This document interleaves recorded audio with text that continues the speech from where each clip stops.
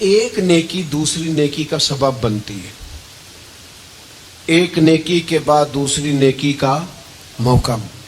اس طرح معاذ اللہ ثم معاذ اللہ ایک گناہ کرے تو بندہ دلیر نہیں ہو جاتا کہ چلو یار ایک کر لے۔ ہمارے بزرگوں نے لکھا ہے کہ آپ کی نماز قضا ہو جائے تو کسی کو بتائیں نہیں میری قضا ہو گئی، پھر تو وہ کہے گا چلو میں بھی قضا کر لیتا ہوں۔ آپ کوئی گناہ کریں تو گناہ کا اعلان، کوئی غلطی ہو جائے تو چھپائیں، بتائیں نہیں، ورنہ دوسرے بھی دلیر ہو جائے۔ میں ایک تجزیہ نگار کو پڑھ رہا تھا، وہ کہہ رہا تھا کہ میڈیا پہ جو ہم دکھاتے ہیں نا چینلوں پہ، تو ہم تو وہ انٹرویو لے کے نا کسی مجرم کا کہ میں نے یہ کیا میں نے وہ کیا، تو آپ تو لوگوں کو گناہ کے طریقے بتا رہے ہیں، آپ لوگوں کو دلیر کر رہے ہیں کہ اس نے کر لیا تو میں کر لوں گا تو کیا ہو گیا۔ ایک گناہ دوسرے گناہ کا دروازہ کھولتا ہے، اسی طرح ایک نیکی دوسری نیکی کا سبب بن جاتی ہے۔ عارف رومی فرماتے ہیں ایک شخص نے اپنے مرشد سے پوچھا تھا کہ حضور مجھے کیسے پتہ چلے گا کہ میرا ذکر قبول ہے؟ تو کہنے لگے جب تو نے پہلی دفعہ ذکر کیا تھا نا اور اس ذکر الہی کے بعد تمہیں دوبارہ ذکر الہی کی توفیق ملی تھی تو رب نے وہ پہلا قبول کیا تھا تو دوبارہ توفیق عطا فرمائی، اس کے حضور و قبول ہو گیا، دوبارہ تمہیں توفیق عطا کر دی۔ ایک نیکی دوسری نیکی کا سبب۔ اگر آپ نیک ہونا چاہتے ہیں تو نیکیاں کرنی شروع کر دیں۔ بعض دوستوں سے کہتے ہیں داڑھی شریف رکھ لیں، تو کہتے ہیں ابھی میں نیک نہیں ہوں، تو میں نے کہا داڑھی رکھ کے تو بندہ نیک ہوتا ہے، اب رکھیں گے تو نیک ہو جائیں گے، شروع تو کریں۔ آپ کو اس کا لحاظ ہوگا کہ یار اب میں نے داڑھی بھی رکھی ہوئی ہے۔ ایک نیکی دوسری نیکی کا راستہ کھولتی ہے، ایک نیکی دوسری نیکی کے لیے راہ کو کشادہ کرتی ہے۔ اگر نیک ہونا چاہتے ہیں تو یہ روحانی قانون یاد رکھیں کہ ایک نیکی دوسری نیکی کا سبب بنے گی۔ امام طبرانی روایت لائے ہیں نبی پاک علیہ السلام کے حضور ایک شخص نے عرض کیا تھا کہ یا رسول اللہ صلی اللہ تعالی علیہ وسلم، دور جاہلیت میں نے 360 بچیوں کو زندہ درگور ہونے سے بچایا۔ ان کے ماں باپ اور ان کا باپ جو تھا وہ معاذ اللہ ان کو زندہ دفن کرنا چاہتا تھا، میں نے اونٹ دے کر بچیوں کو بچایا، پھر میں نے ان کی پرورش بھی کی۔ تو یا رسول اللہ صلی اللہ علیہ وسلم میں نے 360 بچیوں کی جان بچائی ہے، مجھے اس کا اجر ملے گا؟ یہ بڑی باریک بات اس شخص نے پوچھی ہے۔ اصول یہ ہے کہ حالت کفر میں جو انسان نیکی کرتا ہے اس کا اسے اجر نہیں ملتا۔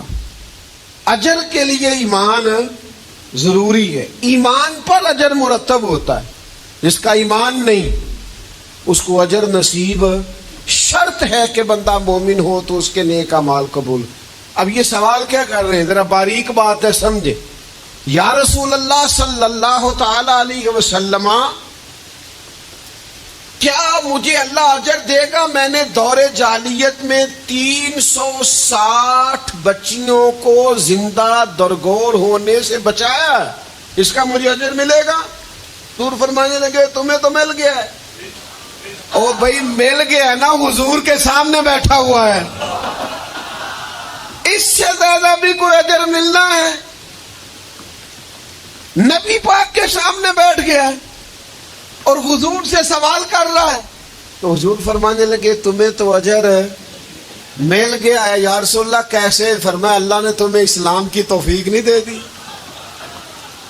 تمہیں تو اجر مل گیا ہے۔ صحابہ وہ صحابہ تھے جن کی ہر صبح عید ہوتی تھی، خدا کا قرب حاصل تھا، نبی کی دید ہوتی تھی، تو اجر تو مل گیا ہے تمہیں، اللہ نے اسلام کی توفیق عطا کر دی ہے۔ وہ جو تم نے دور جاہلیت میں نیکیاں کی اس کا اجر یہ ملا کہ اللہ تعالیٰ نے تمہارا سینہ اسلام کے لیے کھول دیا، تمہیں اسلام کی توفیق مل گئی ہے، تم مسلمان ہو گئے ہو، تو اس نیکی کا تمہیں اجر ملا ہے۔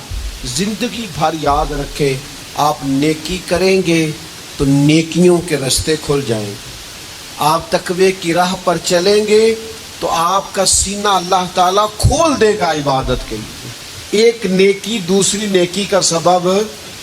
اس لیے حضور علیہ السلام نے فرمایا تم نے نیکی کو کبھی حقیر نہیں سمجھنا، کچھ نہ ہو سکے تو بھائی سے مسکرا کے ملاقات ہی کرنا، چھوٹی سے چھوٹی نیکی کو بھی چھوڑیں، حریص ہو جائیں نیکیوں کی۔ نیکیاں کریں گے تو آپ محسوس کریں گے کہ ایک روحانی ضابطہ قائم ہو گیا ہے کہ اس نیکی کی وجہ سے اللہ تعالیٰ مزید نیکی کی توفیق عطا کر رہا ہے۔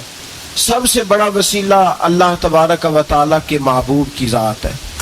یاد رکھیے گا، مظفر وارسی کہا کرتے تھے کہ چلے نہ ایمان دو قدم بھی اگر تیرا ہم سفر نہ ٹھہرے۔ یا رسول اللہ، اگر آپ کو ساتھ نہ لوں تو میرے ایمان کی گاڑی 2 قدم بھی نہیں چل سکتی۔ اور حضور قبر حشر آخرت تو وسیلہ علیحدہ چیز ہے نا، میں تو زندگی کے شب و روز گزارنے کے لیے آپ کا محتاج ہوں، آپ کے بغیر، آپ کی سنت و شریعت کے بغیر میری زندگی بھی نہیں گزرتی۔ کہنے لگے چلے نہ ایمان 2 قدم بھی اگر تیرا ہم سفر نہ ٹھہرے اور تیرا وسیلہ دیا نہ جائے تو زندگی معتبر نہ ٹھہرے۔ اور لبوں پہ ایاک نستعین ہے، پر میرا اس حقیقت پہ بھی یقین ہے، اگر تیرے واسطے سے مانگوں کوئی دعا بے اثر نہ ٹھہرے۔ نبی پاک بھی وسیلہ ہے، نیک اعمال بھی وسیلہ ہے۔ 2-3 قسم کے گروہ پیدا ہو گئے ہیں امت مسلمہ میں۔ یہ وابتغوا الیہ الوسیلہ کے تحت شاہ ولی اللہ صاحب محدث دہلوی رحمۃ اللہ تعالی علیہ، جو امت مسلمہ کے متفقہ امام ہیں، تمام مسالک جن کا احترام کرتے ہیں، شاہ ولی اللہ صاحب نے لکھا ہے کہ وابتغوا الیہ الوسیلہ سے مراد یہ ہے کہ اللہ فرماتا ہے اکیلے نہ آ جانا، کسی مرشد کامل کا دامن تھام کے آنا، ایسے اکیلا نہ آ جانا کہ تیرا کو وارث ہی نہ ہو، کسی کا دامن تھام۔ اب 2-3 جماعتیں پیدا ہو گئیں، ایک سرے سے قائل ہی نہیں وسیلے کے۔ وہ کہتے ہیں جی نماز کا وسیلہ دے لو، روزے کا وسیلہ دے لو، حج کا وسیلہ دے لو، نبی پاک کا نہ دینا۔ وہ خدا کے بندو، نماز کا وسیلہ دینا درست ہے، میں نے شروع میں کہا کہ یہ بھی وسیلہ ہے، لیکن نماز پتہ نہیں قبول ہے کہ نہیں قبول۔ روزے کا وسیلہ دینا درست ہے، پر پتہ نہیں وہ قبول ہے کہ نہیں۔ حج کا وسیلہ دینا حرج نہیں، دینا چاہیے، لیکن پتہ نہیں ہمارے حج ٹوٹے پھوٹے ہیں، قبول ہے کہ اس رسول کا وسیلہ کیوں نہ دیں جو ہر حال میں اللہ کی بارگاہ میں قبول ہی ہے، ہر حال میں اللہ کی بارگاہ میں۔ بلکہ اعلیٰ حضرت فرماتے ہیں بخدا خدا کا یہی ہے در، نہیں اور کوئی مفر مکر، جو وہاں سے ہو یہیں آ کے ہو، جو یہاں نہیں تو وہاں نہیں۔ تو یاد رکھیے گا نبی پاک کا وسیلہ سب سے معتبر وسیلہ ہے۔ اب لوگ اس جھگڑے میں پڑ گئے ہیں، اور جتنی جتنی تعلیم عام ہوتی جاتی ہے لوگ دروازہ رسول سے دور ہوتے چلے جا رہے ہیں، بجائے اس کے کہ محبت رسول بڑھتی، نبی پاک کا قرب بڑھتا، اور ہم بھی بادشاہ لوگ ہیں، جس مرضی کی بات ہم سننی شروع کر دیتے ہیں۔ اور خدا کے بندو سنو، زندگی نبی پاک کے بغیر نہیں گزر رہی تو قبر حشر میں حضور کے بغیر کامیابی کیسے ہوگی؟ یاد رکھیں اور سمجھیں اس بات کو، اور اپنے عقیدے کو پہاڑ سے زیادہ تگڑا بنائیں۔ اس میں کوئی شک نہیں کہ نیک اعمال بھی وسیلہ ہیں، پر بھائی مجھے تو اپنی نماز پر اعتبار نہیں، اس لیے کہ میں خلوص سے پڑھتا ہی نہیں، کئی جگہوں پہ کمی محسوس ہوتی ہے، کئی جگہوں پہ نقص محسوس ہوتے ہیں۔ روزے رکھے ہیں، ہمیشہ سے رکھ رہے ہیں، لیکن کوئی ایسا مان اور بھروسہ نہیں کہ بخشوائیں گے۔ حج اللہ تبارک و تعالیٰ توفیق دیتا ہے، ان لوگ جاتے ہیں، ہمیں بھی اللہ نے موقع دیا، ہم بھی گئے ہیں، دعا فرمائے اللہ بار بار بلائے، لیکن گزارش یہ ہے میرے بھائی سمجھ لیں کہ یہ چیزیں ہماری نظر میں کرتے ہیں، اللہ تبارک و تعالیٰ انہیں سبب رحمت بنائے گا، لیکن ہمیں اس پر کوئی مان، کوئی تکبر، ہاں اگر بھروسہ ہے تو ذات رسالت ماپ پہ بھروسہ ہے، نہ تیغ و تیر پہ تکیے، نہ خنجر پر، نہ بھالے پر، بھروسہ ہے تو ایک سادی سی کالی کملی والے پر، نبی پاک صلی اللہ علیہ وسلم کی ذات پر۔ اب لوگ خشک زندگی گزارنا چاہتے ہیں، خشک سی نماز، اور بس جی بس نماز روزہ سیدھا کرو، یہ ہمیں کہاں لگایا جا رہا ہے. ہم خود بھی آگے نہیں جانا چاہتے، حالانکہ ہم نے وسیلے بنائے ہوئے ہیں. کئی لوگوں نے ایم پی اے وسیلہ رکھا ہوا ہے، ایم این اے وسیلہ رکھا ہوا ہے، یار 15-20 وسیلہ رکھے ہوئے ہیں، بلکہ امیر لوگوں سے سلام دعا رکھی ہوئی ہے. کس لیے؟ روز دعوتیں پکتی ہیں ہوٹلوں میں، یہ سارے وسیلے ہم نے بنائے ہوئے ہیں. عجیب معاملہ ہے، دنیا داروں سے وسیلے ہیں لیکن رب کریم کے بندوں سے ہم نے تعلقات نہیں رکھے. مزارات پہ جانا، اولیاء کی بارگاہ میں جانا، رب کریم کے بندوں سے پیار کرنا، صحابہ سے محبت کرنا، اہل بیت سے پیار کرنا، نبی پاک پہ درود پڑھنا، دنیا داری کا ہمیں پتہ ہے ہم نے کیسے بیچ میں سے بچ کے نکلنا ہے، ہمیں کس چیز کی حاجت ہے. دعوت پہ بلانا ہے تو کس کس کو چھانٹی کر کے بلانا، یہ سارا ہمیں پتہ ہے. جب شادی ولیمے کے اور سالگرہ کے اور عقیقے کے کارڈ لکھے جا رہے ہوتے ہیں تو پتہ ہوتا ہے اس کو رہنے دو، اس کو آنے دو، اس کو مس کر دو، اس کے بغیر گزارا نہیں. ان وسیلوں کا سارا پتہ ہے. اللہ رسول کے وسیلے کی بات آتی ہے تو ہم بھی فتویٰ پوچھنے چلے جاتے ہیں، ہم بھی تفصیلات پوچھتے ہیں. ادھر ادھر نہ جا، یاد رکھ بغیر مصطفیٰ کے تیرا کوئی کام نہیں چل سکتا، بغیر نبی پاک کے تیری زندگی گزر سکتی سوال ہی نہیں پیدا ہوتا. یہ وسیلہ ضائع نہ کر بیٹھنا، ایسے کسی کی بات میں نہ آ جانا. یہ ایمان ہے، یہ ایقان ہے، یہ لذت ہے، یہ حسن ہے، یہ سرمایہ ہے. کسی جگہ اس میں کوتاہی نہ کر لینا، ایک ذرہ برابر تیرے دل میں نقص نہ واقع ہو جائے. یاد رکھنا نیک اعمال بھی وسیلہ ہے. اللہ کرے کہ ہمارے عمل ایسے ہوں کہ اللہ کی بارگاہ میں قبول کیے جائیں. اللہ کرے کہ ہمارے عمل ایسے، اعمال کا وسیلہ دینا 100% جائز ہے، اس میں کوئی گنجائش نہیں. حدیث پاک سنیے، میرے رسول پاک سید عالم صلی اللہ علیہ وسلم نے فرمایا بنی اسرائیل کے 3 لوگ تھے، نیک آدمی تھے. سفر پہ جا رہے تھے تو بارش تیز آ گئی، صحیح بخاری کی حدیث ہے. تیز بارش آئی، ایک غار میں پناہ لی بارش سے بچنے کے لیے. اچانک طوفان آیا تو ایک پتھر لڑک کر غار کے منہ کے آگے گر گیا. اندھیرا چھا گیا، اندر اندھیرا، طوفان ہے، پریشانی ہے. میرے حبیب پاک علیہ السلام فرماتے جب اندھیرا دم گھٹنے لگا، اندھیرا ہونے لگا، پریشان ہونے لگے، ایک بولا، کہنے لگا اگر زندگی میں کوئی نیک کام کیا ہے تو اس کو یاد کر کے دعا مانگو. اللہ کرے ہم سے کوئی نیک کام ہو جائے. جو ہوتے ہیں اس میں بھی ریاکاری ہوتی ہے، اس میں بھی ملاوٹ ہوتی. کوئی نیک کیا ہے تو دعا مانگ لو. ایک نے ہاتھ اٹھائے اور دعا کیسے مانگی؟ اللہ اکبر. عرض کرنے لگا اے اللہ تو جانتا ہے میں نے بکریاں رکھی ہیں، میں دودھ دھو کے بیچتا ہوں، میرے بیٹے بھی ہیں، بیٹیاں بھی ہیں، اولاد بھی ہے، اور میرے پاس لوگ دودھ خریدنے بھی آیا کرتے تھے، پر اللہ میرے بوڑھے ماں باپ ہیں. میں نے اپنی زندگی کا طریقہ بنایا ہے جب تک ابا جی دودھ نہیں پیئیں گے کسی کو نہیں ملے گا، جب تک میری بوڑھی ماں کے لبوں سے دودھ نہیں لگے گا کسی کو نہیں ملے گا. اے اللہ وہ رات بھی تو جانتا ہوگا جب میں دیر سے آیا، دودھ دھویا تو ماں باپ سو چکے تھے. عرش کے مالک تو بھولا نہیں کرتا، تو بھولنے سے پاک ہے. میرے رب میں دودھ کا پیالہ لے کے ساری رات کھڑا رہا ماں باپ کے سرانے، نہ میں نے دودھ بیچا نہ میں نے بچوں کو دیا. آدھی رات کے بعد ان کی آنکھ کھلی، انہوں نے دودھ پیا. اے اللہ میری اماں بھی مجھ سے بڑی راضی ہوئی، میرا باپ بھی بڑا راضی ہوا.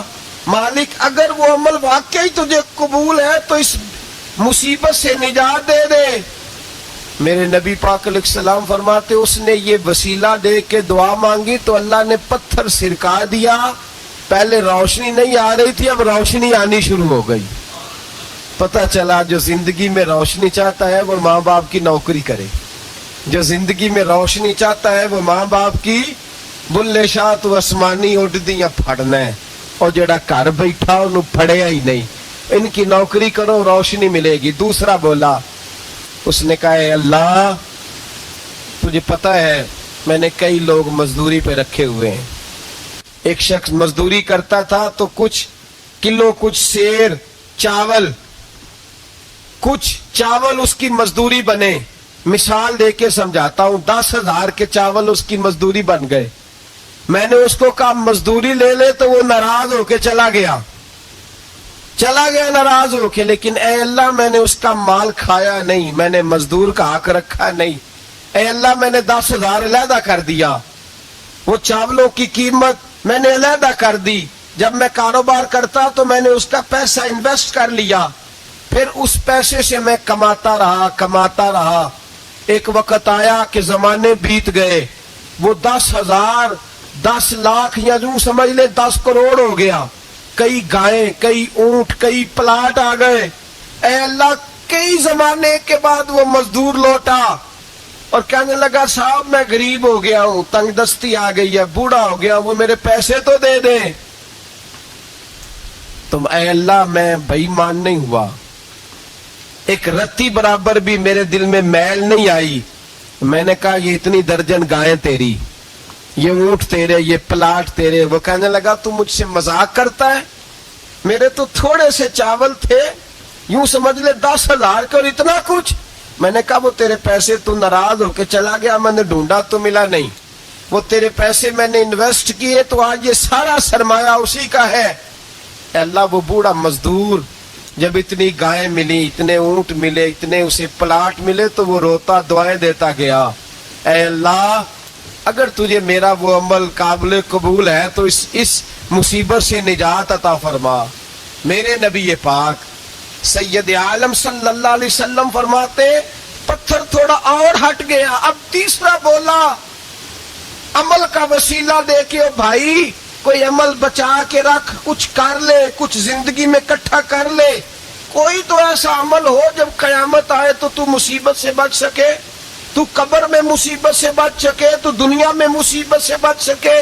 मेरे रसूल पाक सैयद आलम सल्लल्लाहु अलैहि वसल्लम फरमाते तीसरा बोला, कहने लगा है अल्लाह तू जानता है मैं जवान, मैं राना, मैं हसीन, मुझे औरतें दावत देती थी, अपनी तरफ माइल करती थी, लेकिन मैं किसी पर ना देखता, बस एक चचा की बेटी पे मैं आशिक हो गया, उसके मैं करीब जाने लगा, बुलाने लगा, 100 दिनार भी इकट्ठे किए उसको देने के लिए।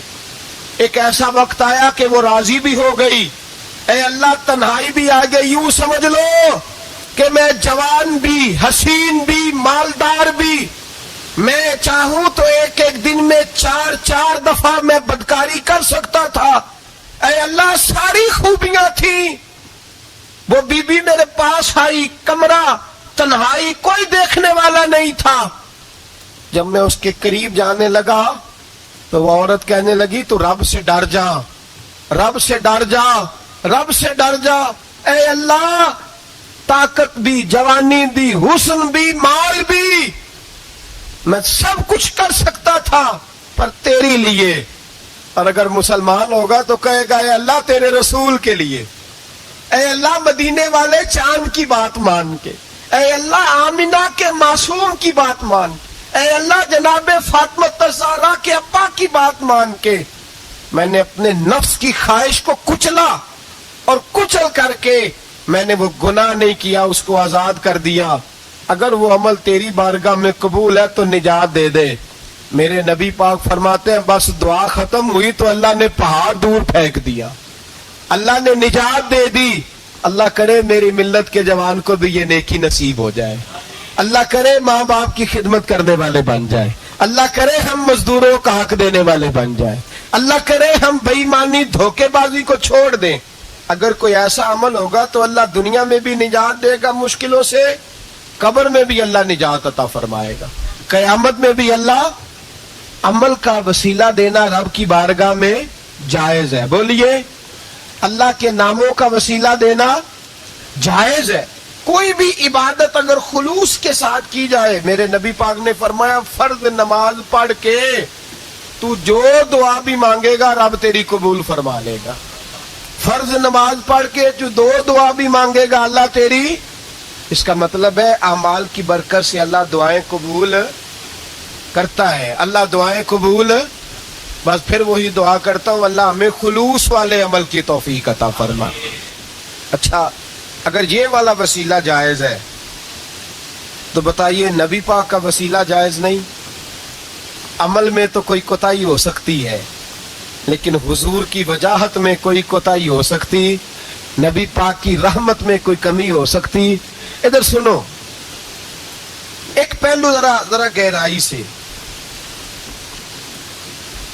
ایک بات عقیدے کی اس کو یاد رکھنا، اللہ کو کوئی بندہ نا مجبور نہیں کر سکتا کہ ہم نے نبی پاک کو لا کے کھڑا کر دیا ہے تو اللہ مجبور نہیں ہو گیا، یہ سمجھ لیں۔ اللہ مجبور، ایک مجبور ہوتا ہے، ایک پیار ہوتا ہے، ان دونوں چیزوں میں اللہ کو اپنے رسول سے پیار ہے۔ نبی پاک فرماتے ہیں میں دعا کرنے گیا، اے اللہ میری امت پہ قحط نہ آئے، اللہ نے فرمایا حبیب نہیں آئے گا۔ اے اللہ میری امت کے چہرے نہ بدلیں، گناہ کرے تو مسخ نہ ہو، حبیب نہیں بدلیں گے۔ حضور فرماتے ہیں میں نے ہاتھ اٹھایا کہ اللہ یہ آپس میں لڑے نہ، توجہ کرنا جملوں پہ، اے اللہ یہ آپس میں لڑے نہ۔ اللہ یہ بھی کہہ سکتا تھا حبیب یہ نہیں قبول کرنی دعا، اللہ بے نیاز ہے نا، چاہے قبول کرے اور چاہے، توجہ کرو غور کرو بات پہ، اللہ چاہے تو قبول کرے چاہے تو، اے اللہ میری امت لڑے نہ، تو یہ نہیں فرمایا حبیب قبول نہیں کرتا، کہا محبوب یہ دعا مجھ سے مانگ ہی نہ، اے حبیب تو دعا مانگ، تو مانگے میں قبول نہ کروں، یہ ہو نہیں سکتا، اس طرح کر یہ دعا مجھ سے۔ نبی پاک نے منافقین کے لیے دعا کرنی چاہیے کہ اے اللہ، اے مولا تو مہربانی فرما، اے اللہ کرم فرما، منافقین کو بھی بخش دے۔ تو میرے رسول پاک علیہ السلام فرماتے ہیں رب کریم نے مجھے منع کیا، اے محبوب یہ والی دعا، یہ دعا ہی نہ مانگ، یہ دعا اللہ کو کوئی مجبور کر سکتا، لیکن اگر اللہ پیار کرے تو، بھائی دنیا داری کا چودھری صاحب کا، مولوی صاحب کا، پیر صاحب کا ایک عام مشہور مقولہ ہے، فلاں بندہ آ گیا تھا اس کو میں انکار نہیں کر سکتا تھا، کیوں جی وہ بندوق لے کے آیا تھا، کر دینا تھا انکار، فلاں آدمی آ گیا تھا پھر میں اس کو انکار، اور فلاں بندے کو ساتھ لے آیا تھا اس کو انکار ہو سکتا، کیوں جی؟ دو باتیں ہوتی ہیں، یا پیار بڑا ہے یا عزت بڑی ہے، دو ہی باتیں ہیں، یا میں اس سے پیار بڑا کرتا ہوں یا میں اس کی، اللہ اپنے نبی سے پیار بھی بڑا کرتا ہے اور اپنے نبی کی عزت بھی بڑی فرماتا ہے، بس یہ سمجھ لے بات۔ وسیلے کا معنی یہ ہے کہ اللہ اپنے نبی سے پیار کرتا ہے، اپنے محبوب کو اللہ بڑی عزت عطا فرماتا ہے۔ نبی پاک سید عالم صلی اللہ علیہ وسلم کے وسیلے کا یہ حال تھا کہ صحابہ ہر کام کے لیے دروازہ رسول پہ پہنچ جاتے، پیاس لگی تو حضور کے پاس، بھوک لگی تو نبی پاک کے پاس، حضرت ابو ہریرہ کو حافظہ چاہیے تو نبی پاک کے پاس، کسی کو اولاد کی ضرورت ہے تو وہ رسول پاک کے پاس، کسی کو طاقت کی ضرورت ہے تو وہ بھی نبی پاک کے پاس، ہر آدمی جاتا تھا، انہیں پتا تھا دیتا خدا ہی ہے پر وسیلہ مصطفیٰ دیتا ہے صلی اللہ علیہ، اور حضور نے فرمایا انما انا قاسم، بخاری مسلم میں فرمایا میں تو بانٹنے والا ہوں، میں قاسم ہوں، واللہ یؤتی، ہاں عطا کرنے والا اللہ ہے، میں قاسم ہوں اور دینے والا اللہ ہے۔ صحابہ ہمیشہ نبی پاک کے واسطے سے دعا مانگتے، انہیں پتا تھا اگر تیرے واسطے سے مانگوں تو کوئی دعا بے اثر نہ ٹھہرے۔ ترمذی شریف، ابن ماجہ، دیگر تمام کتب میں امام احمد نے اپنی مسند میں نقل کیا، حضرت عثمان ابن حنیف کہتے ہیں میں نبی پاک کے پاس بیٹھا تھا تو ایک نابینا صحابی آئے، عرض کرنے لگے یا رسول اللہ صلی اللہ علیہ وسلم میں نابینا ہوں، میرے لیے دعا کریں اللہ مجھے آنکھیں عطا فرمائے، دعا کریں۔ اب حضور نے پتہ کیا کہا، نبی پاک نے فرمایا دو باتیں ہیں، یا تو صبر کر لے یا میں دعا کر دیتا ہوں، صبر کرے گا تو اللہ جنت دے گا، یا تو صبر کر لے یا میں۔ صحابی بڑے پیارے تھے، کہنے لگے یا رسول اللہ جنت تو اللہ اپنے فضل سے دے گا ہی، میں نے نہیں صبر کرنا، مجھے آنکھیں چاہیے، اور پھر یہاں آ کے صبر کروں، این خزانے کے پاس جا کے صبر کروں، حضور میں نہیں صبر کرتا، اب دعا کریں۔ تو نبی پاک نے دعا سکھائی، فرمایا دو نفل پڑھ جا کے اور 2 نفل پڑھ کے میرے وسیلے سے دعا کر. کیا کر؟ اللہ سے کہہ کہ اللہ میں تیرے پاس تیرے رسول کا وسیلہ لے کے آیا ہوں. اور پھر کہنا یا محمد انی توجہت الیک، کہنا ہے محمد صلی اللہ علیہ وسلم میں آپ کے وسیلے سے اللہ کی بارگاہ میں حاضر ہوں. اور پھر اللہ سے کہنا کہ اے اللہ تو اپنے نبی کی سفارش میرے حق میں قبول فرما. کون سکھا رہا ہے؟ بولیے کس کو؟ بولیے. کہا جا میرے وسیلے سے جا کے دعا کر.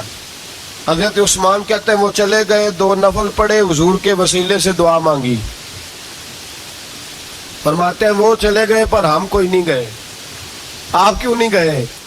تو صحابہ کا نظریہ بتاتا ہے کہ وہ گئے اس لیے نہیں کہ ہم حضور کا معجزہ دیکھ کے ہی جائیں گے. کہتے ہیں ہم گئے نہیں. تھوڑی دیر گزری تو وہ صحابی جو اندھے گئے تھے جب واپس آئے ہیں تو اللہ نے انہیں آنکھیں عطا فرما دی. گئے تھے تو نابینا تھے، آئے تو بینا ہے. میرے نبی پاک صلی اللہ علیہ وسلم کا توسل، حضور کا وسیلہ خود حضور نے سکھایا ہے، خود نبی پاک نے. اور صحابہ کرام علیہم رضوان اس مزاج پر پورے عامل تھے. حضرت عمر فاروق صحابہ میں ایک دانشور شخصیت کا نام ہے. علم کے لحاظ سے، عمل کے لحاظ سے، بصیرت کے لحاظ سے، تقوی کے لحاظ سے ایک بڑی انفرادی اور منفرد شخصیت ہے. حضرت عمر کے زمانے میں قحط پڑ گیا، بارش نہیں ہوتی، حالات بڑے دگرگوں ہیں، پریشانی ہے. لوگ سیدنا فاروق اعظم سے پوچھتے ہیں حضور اب کیا بنے گا؟ جو میں نے پہلے حدیث آپ کی خدمت میں عرض کی وہ ترمذی اور ابن ماجہ سے. اب جو حضرت عمر کی روایت عرض کر رہا ہوں یہ صحیح بخاری میں موجود ہے. حضرت عمر فاروق رضی اللہ تعالیٰ عنہ کا زمانہ مبارکہ، قلت آ گئی، قحط آ گیا، بارش شدید ہے، صحابہ پریشان ہے. جناب عمر فاروق رضی اللہ تعالیٰ عنہ سے کہتے ہیں حضور کرنا کیا ہے؟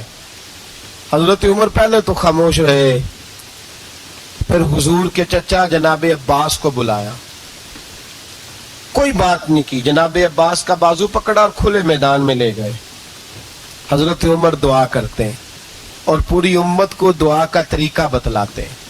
حضرت عمر کہتے ہیں اگر قبول کرانی ہے تو یہ طریقہ اختیار کرو، اگر اللہ کی بارگاہ میں دعاؤں کو مستجاب کرانا ہے تو یہ رنگ ہے جو امت مسلمہ کو میں سکھا رہا ہوں.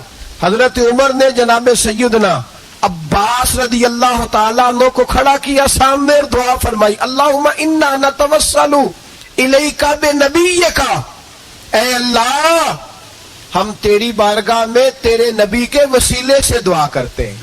فتسقینا، ہمیں بارش عطا فرما. ہمیں کس کے وسیلے سے؟ حضور. اور پھر کہا اللہم انا نتوسلک بام نبیک، اے اللہ ہم نے اپنے نبی کے چچا کے وسیلے سے بارش عطا فرما. اے اللہ ہمیں اپنے رسول کے چچا کے وسیلے سے، حضرت عباس کے وسیلے سے